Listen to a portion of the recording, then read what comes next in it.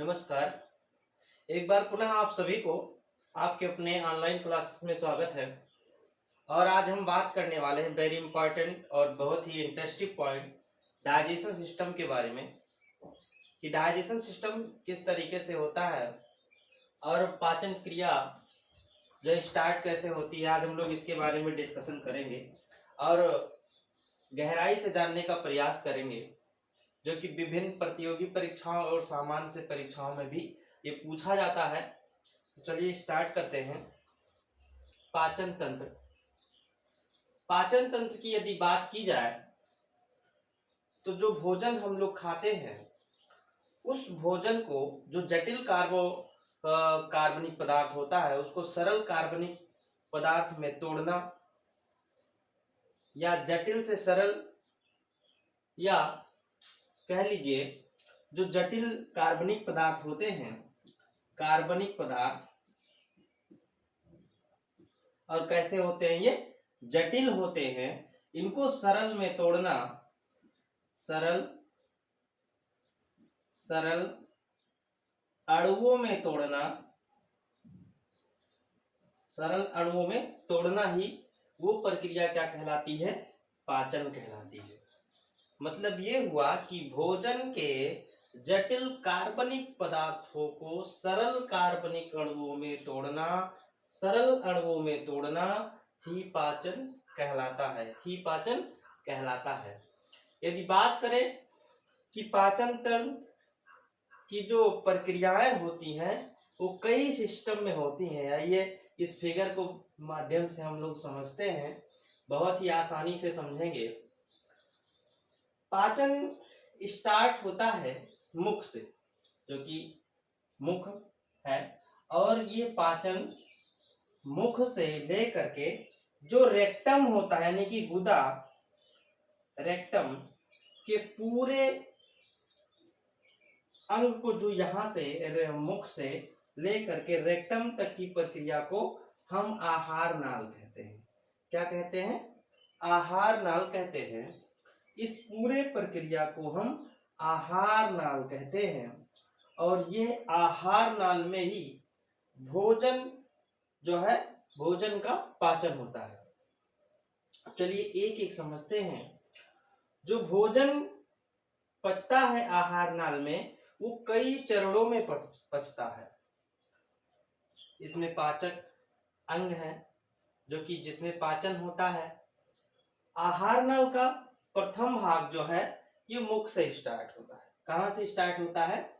मुख से स्टार्ट होता है और ग्रसनी के पहले भाग से जुड़ा होता है, जिसमें मुख की बात की जाए तो मुख में दांत,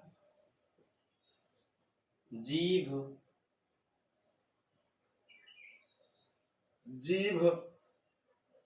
लार ग्रंथियां, ये सभी, जैसे दांत हो गया ये भोजन को पीसने में, जीभ हो गई ये भोजन को लार में मिलाने में ये मदद करता है। अब मुख की बारी हो गई। भोजन जो पीस जाता है उसमें मुंह में, ये पहुंचता कहाँ है? ग्रसनी में। और ग्रसनी में एक पॉइंट होता है जो कि घाटी, जहां से श्वास नली और फूड पायन की भोजन नली, इसमें श्वास नली में भोजन को जाने नहीं देता है। ये ग्रसनी का जो पहला भाग होता है ये ग्रास नली से जुड़ा होता है। ग्रसनी का जो भाग होता है लगभग 12.5 सेंटीमीटर लंबाई इसकी होती है। किसकी लंबाई? ग्रसनी की लंबाई 5 सेंटीमीटर होती है, जो कि मोटी कोशिकाओं की बनी होती है।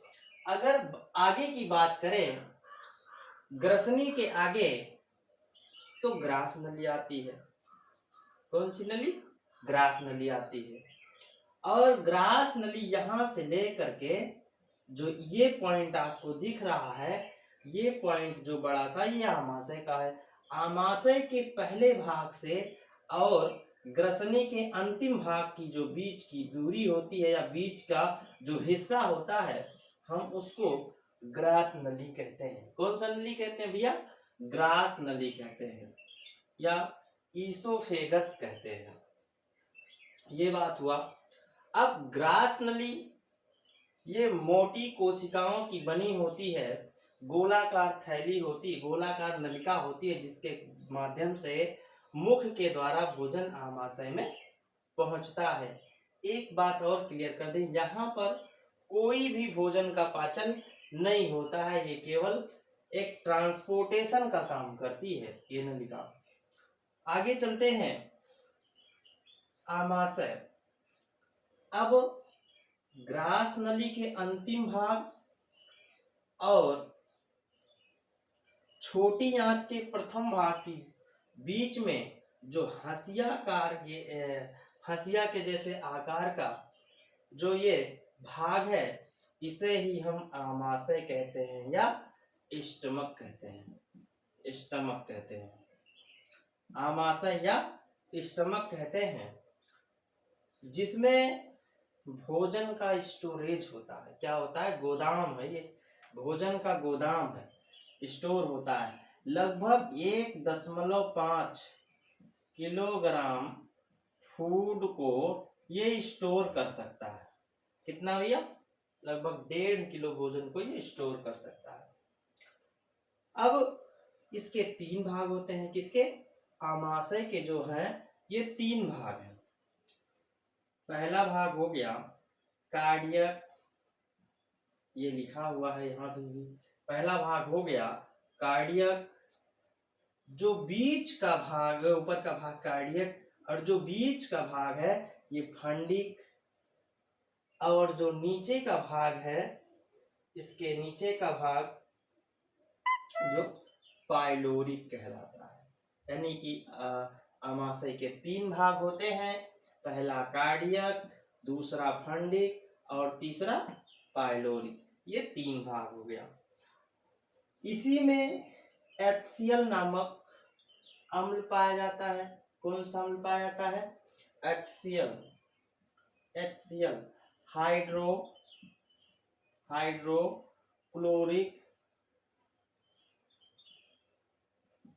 Acid, hydrochloric acid HCl। ये भोजन में आए हुए ऐसे पदार्थों को नष्ट करता है जो शरीर के लिए हानिकारक होता है।